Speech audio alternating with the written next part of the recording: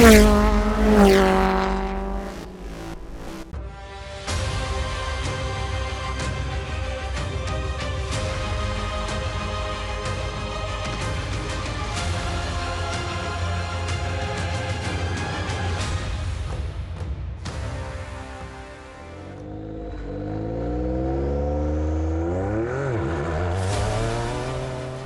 to Stage 3 of the Abu Dhabi Desert Challenge.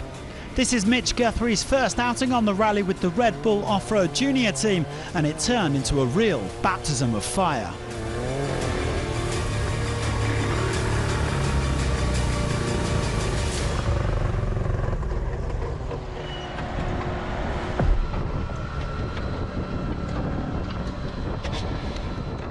Game over for the American. He was unable to start today's stage.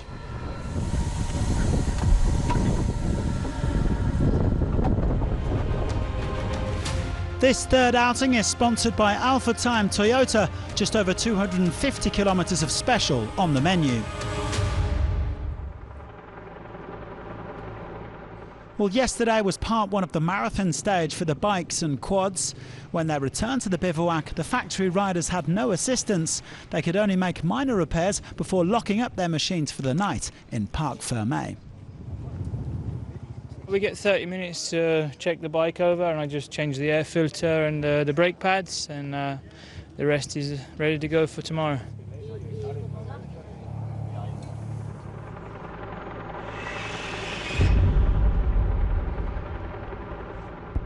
Well, the marathon stage meant bad news for Martin Mitchek. He broke his engine yesterday and was unable to take the start today.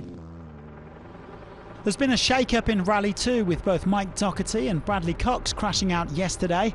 Mason Klein is the new class leader, the best rookie at the Dakar. He was pretty happy with today's efforts in spite of getting stuck on one dune. He continues to impress in his quest for a factory ride. It has been less than a year since Pablo Quintanilla signed for Honda, but he has been on red-hot form ever since. The Chilean is hunting a second victory with his new team after the Morocco rally last year. He was fifth today, and he's within 5 minutes of the overall leader. Skylar Howes is still riding with a sore shoulder after the crash that ended his Dakar. The American took another tumble today, but he said he was feeling much more like his old self, and the harder the rally gets, the better his body reacts. He really found his flow once he was caught by Matthias Wagner and came third on the day. Just ahead of Howes was Sam Sunderland, who would have liked to have some company. He spent the entire day solo, and that can be mentally draining over these endless dunes. Sam said it was physically tough, but the bike was working very nicely indeed as he moved into the overall lead.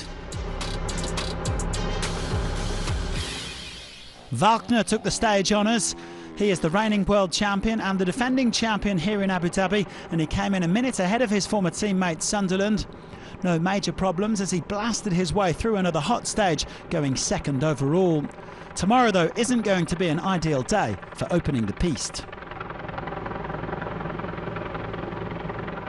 I was already at the first stage too much in the front. Should be the best always start in the middle, because you lose a lot of time when you open the day, but in the end it is like it is, and I just try to do my best. Everybody on go.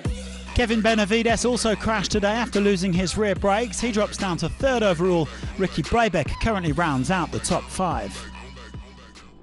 Abdulaziz Akhli had some adventures today, running out of fuel at one point, but he still made it 3 wins from 3 and retains his commanding lead in the quads.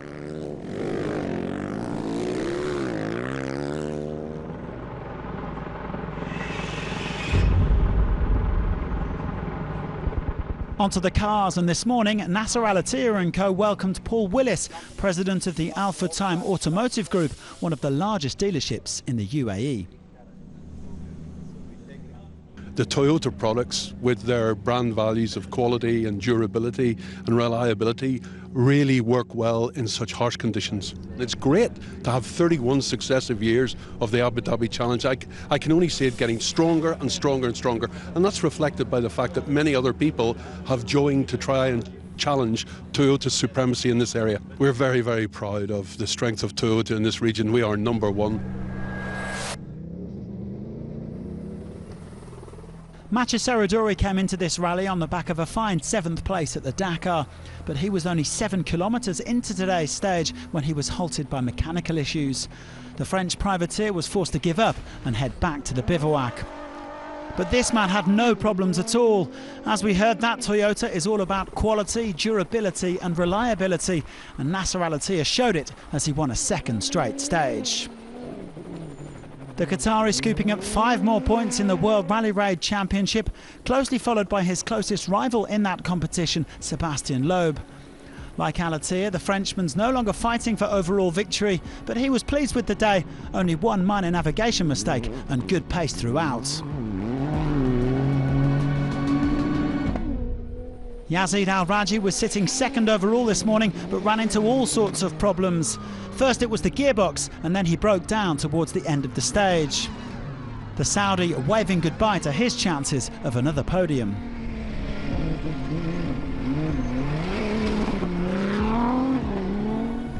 His loss was Martin Prokop's gain. The Czech isn't using the most up-to-date version of his Ford Raptor at this rally, but he's still flying high in 2nd place overall. This test version of Shrek is still a beast over the dunes. But nobody has been able to keep pace with Stefan Petterhansel in the RSQ e-tron. This is only the 2nd outing for Audi's impressive new hybrid after the Dakar, but they're showing that they really mean business. Petterhansel leads by half an hour. For me, it's not really important to win a stage. With this new project with Audi, we never won a race, so this is only the 2nd races that we do. So if we can get a victory, it will be really great. So I will try to manage to the end. Everybody on go. Kuba Brzezinski is now up to 3rd place, almost an hour and a half off the pace. But let's find out a bit more about the defending champion, Mr. Nasser Al-Attiyah.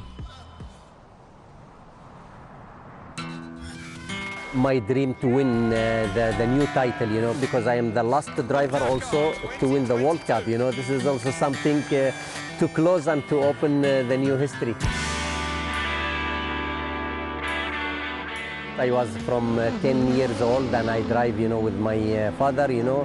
He bought for me when I was 12, small Suzuki, and I was driving, rolling, crashing, you know, and I prepare myself, and yeah, it's a nice. I learn a lot for desert, you know. And he has certainly put that knowledge to good use. Nasser Al-Attiyah is now a 4-time winner of the Dakar. He's also won the Abu Dhabi Desert Challenge 3 times, having first discovered the rally almost 30 years ago.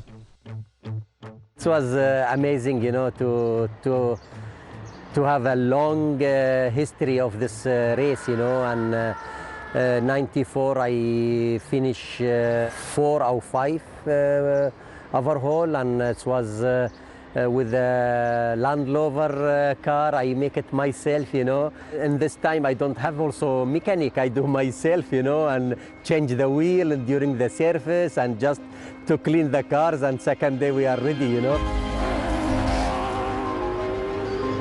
The dunes is not easy for everybody, but I think you need to be brave, you know, and last year we opened every day, and I tried to make a little bit difficult for the other driver, you know, but sometimes it's nice, you know, when you have big dunes and just to climb.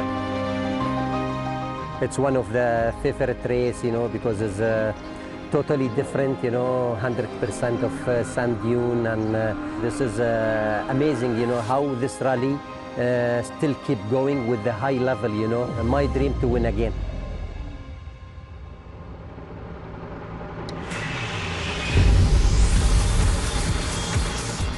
Everything is still to play for in the T3s after Chaleco Lopez lost time today.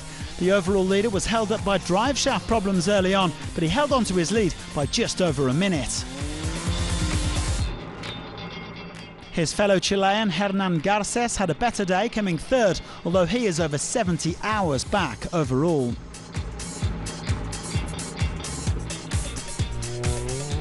Cristina Gutierrez finds herself within touching distance of the lead. She came 2nd today in spite of losing a bit of power in the engine, but she knows that it's not going to be easy to overhaul a 3-time Dakar champion. Chaleco is very fast, so we try to overtake him the next of the days, but Chaleco is very fast also.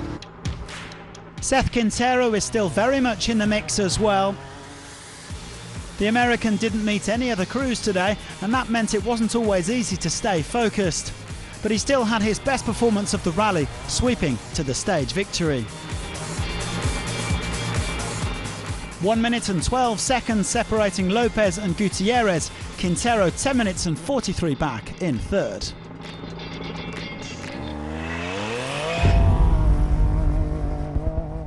In the SSVs, things didn't go to plan today for Rokas Baciuska. A broken drive shaft and a bent rear arm cost the Lithuanian over half an hour. He slips down to third overall. Marek Goksal dropped around 11 minutes to the stage winner, but he still has a solid lead at the top of the overall standings. The Pole is just looking to avoid any mishaps as he closes on overall victory.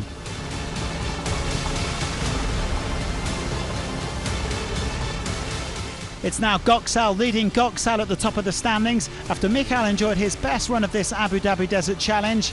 He moves ahead of Baciuska, but he missed out on the stage victory by just 10 seconds.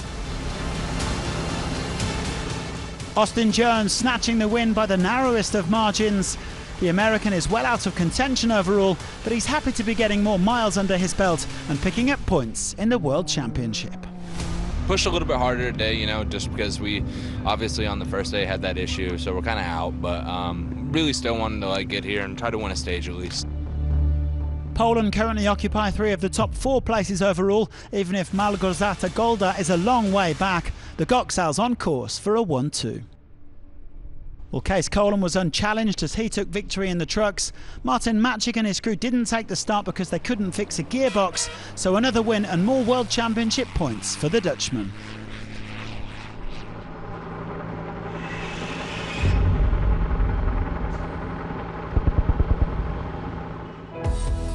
Things are really hotting up in the World Rally Raid Championship as we head into the final stages of round 2. Matthias Wagner is right up there in the bikes, though he has to set off first tomorrow. Meanwhile, Nasser Al-Attiyah is just chipping away day by day. Today was a good run, you know, and we need to win every stage to collect maximum point, you know. To win yesterday and today, it's really nice, and we'll see tomorrow because we need to also to win. Elsewhere, Quintero narrows the gap on his teammate Gutierrez. Jones extends his lead and Colan is on course to overtake Matchik. You guessed it, there are plenty more dunes and sand to come tomorrow as we head into the penultimate outing of this Abu Dhabi Desert Challenge. Thanks for watching. Do join us again on Stage 4.